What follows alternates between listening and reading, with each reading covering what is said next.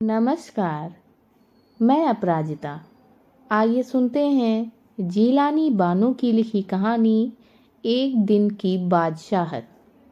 उर्दू से अनुवाद लक्ष्मी चंद्र गुप्त का। आरिफ, सलीम, चलो फौरन सो जाओ। अम्मी की आवाज़ ऐन उस वक्त आती थी जब वे दोस्तों के साथ बैठे कव्वाली गा रहे होते थे या फिर सुबह बड़े मज़े में आइसक्रीम खाने के सपने देख रहे होते कि आपा झिंझोड़ कर जगा देती, जल्दी उठो, स्कूल का वक्त हो गया। दोनों की मुसीबत में जान थी। हर वक्त पाबंदी, हर वक्त तकरार। अपनी मर्जी से चूं भी न कर सकते थे। कभी आरिफ को गाने का मूड आता तो भाई जान डांटते, चुप होता है या नहीं, हर वक्त मेढक की तरह टर्राया जाता है। बाहर जाओ तो अम्मी पूछती, बाहर क्यों गए? अंदर रहते तो दादी चिल्लाती, हाय मेरा दिमाग फटा जा रहा है शोर के मारे। अरे रजिया, जरा इन बच्चों को बाहर हाँक दे। जैसे बच्चे न हुए मुर्गी के चूजे हो गए। दोनों घंटों बैठकर इन पाबंदियों से बच निकलने की तरकीबें सोचा करते। उन दोनों से तो सारे घर को दुश्मनी हो गई थी। लिहाजा दोनों ने मिलकर एक योजना बनाई और अब्बा की खिदमत में एक दरखास्त पेश की कि एक दिन उन्हें बड़ों के सारे अधिकार दे दिए जाएं और सब बड़े छोटे बन जाएं। कोई ज़रूरत नहीं है उधम मचाने की। अम्मी ने अपनी आदत के अनुसार डांट पिलाई, लेकिन अब्बा जाने किस मूड में थे कि सिर्फ न मान गए बल्कि यह इकरार भी कर बैठे कि कल दोनों को हर किस्म के अधिकार मिल जाएंगे। अभी सुबह होने में कई घंटे थे कि आरिफ ने मम्मी को झिंझोड़ डाला, अम्मी जल्दी उठिए, नाश्ता तैयार कीजिए। अम्मी ने चाहा कि एक झापड़ रसीद करके सो रहें, मगर याद आया कि आज तो उनके सारे अधिकार छीने जा चुके हैं। फिर दादी ने सुबह की नमाज पढ़ने के बाद दवाएं खाना और बादाम का हरीरा पीना शुरू किया तो आरिफ ने उन्हें रोका। तौबा है दादी, कितना हरीरा पिएंगी आप, पेट फट जाएगा। और दादी ने हाथ उठाया मारने के लिए।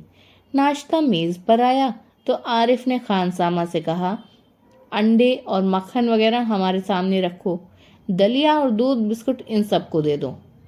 आपा ने कहर भरी नज़रों से उन्हें घूरा, मगर बेबस थीं क्योंकि रोज़ की तरह आज वह तरमाल अपने लिए नहीं रख सकती थीं। सब खाने बैठे तो सलीम ने अम्मी को टोका, अम्मी ज़रा अपने दांत देखिए, पान खाने से कितने गंदे हो रहे हैं। मैं तो दांत मांज चुकी हूँ। अम्मी ने टालना चाहा। नहीं, चलिए उठिए। अम्मी निवाला तोड़ चुकी थीं, मगर सलीम ने ज़बरदस्ती कंधा पकड़कर उन्हें उठा दिया।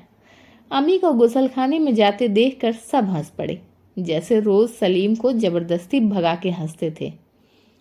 फिर वह अब्बा की तरफ मुड़ा, ज़रा अब्बा की गद देखिए, बाल बढ़े हुए, शेव नहीं की, कल कपड़े पहने थे और आज इतने मैले कर डाले। आखिर अब्बा के लिए कितने कपड़े बनाए जाएंगे? यह सुनकर अब्बा का हंसते हंसते बुरा हाल हो गया। आज ये दोनों कैसी सही नकल उतार रहे थे सबकी, मगर फिर अपने कपड़े देखकर वह सचमुच शर्मिंदा हो गए। थोड़ी देर बाद जब अब्बा अपने दोस्तों के बीच बैठे अपनी नई गज़ल लहक लहक कर सुना रहे थे तो आरिफ फिर चिल्लाने लगा, बस कीजिए अब्बा, फौरन ऑफिस जाइए, 10 बज गए। चुप चुप। अब्बा डांटते डांटते रुक गए। बेबसी से गज़ल की अधूरी पंक्ति दांतों में दबाए पांव पटकते आरिफ के साथ हो लिए। रजिया, ज़रा मुझे 5 रुपए तो देना। अब्बा दफ्तर जाने को तैयार होकर बोले, 5 रुपए का क्या होगा, कार में पेट्रोल तो है। आरिफ ने तुनक कर अब्बा जान की नकल उतारी, जैसे अब्बा कहते हैं कि इकन्नी का क्या करोगे, जेब खर्च तो ले चुके। थोड़ी देर बाद खानसामा आया, बेगम साहब आज क्या पकेगा? आलू, गोश्त, कबाब, मिर्चों का सालन। अम्मी ने अपनी आदत के अनुसार कहना शुरू किया। नहीं, आज ये चीज़ें नहीं पकेंगी। सलीम ने किताब रखकर अम्मी की नकल उतारी।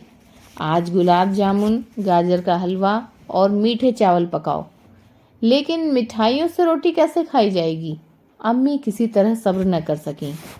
जैसे हम रोज़ सिर्फ मिर्चों के सालन से खाते हैं, दोनों ने एक साथ कहा। دوسری طرف دادی کسی سے تو میں کیے جا رہی تھیں۔ اوفو، دادی تو شور کے مارے دماغ پگھلائے دے رہی ہیں۔ عارف نے دادی کی طرح دونوں ہاتھوں میں سر تھام کر کہا۔ اتنا سنتے ہی دادی نے چیخنا چلانا شروع کر دیا کہ آج یہ لڑکے میرے پیچھے پنجے جھاڑ کے پڑ گئے ہیں، مگر ابا کے سمجھانے پر خون کا گھونٹ پی کر رہ گئیں۔ کالج کا وقت ہو گیا تو بھائی جان اپنی سفید قمیض کو عارف سلیم سے بچاتے دالان میں آئے۔ امی، شام کو میں دیر سے آؤں گا، دوستوں کے ساتھ فلم دیکھنے جانا ہے۔ خبردار، عارف نے آنکھیں نکال کر انہیں دھمکایا، کوئی ضرورت نہیں فلم دیکھنے کی، امتحان قریب ہیں اور ہر وقت سیر سپاٹوں میں گم رہتے ہیں آپ۔ پہلے تو بھائی جان ایک کرارا ہاتھ مارنے لگ گئے، پھر کچھ سوچ کر مسکرا پڑے۔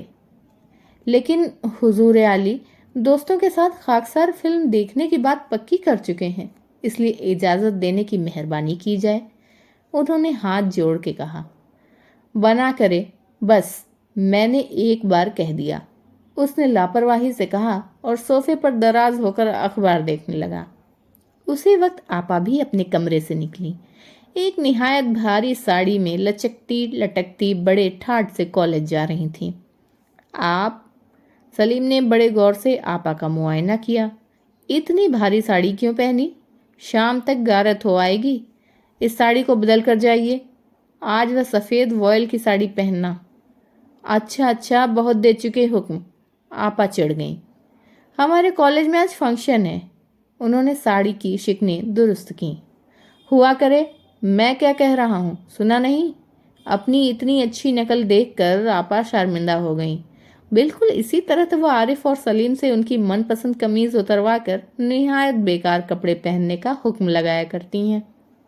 دوسری صبح ہوئی، سلیم کی آنکھ کھلی تو آپا ناشتے کی میز سجائے ان دونوں کے اٹھنے کا انتظار کر رہی تھیں۔ امی خانسانہ کو حکم دے رہی تھیں کہ ہر کھانے کے ساتھ ایک میٹھی چیز ضرور پکایا کرو۔ اندر عارف کے گانے کے ساتھ بھائی جان میز کا طبلہ بجا رہے تھے اور ابا سلیم سے کہہ رہے تھے، اسکول جاتے وقت ایک چونی جیب میں ڈال لیا کرو، کیا حرج ہے؟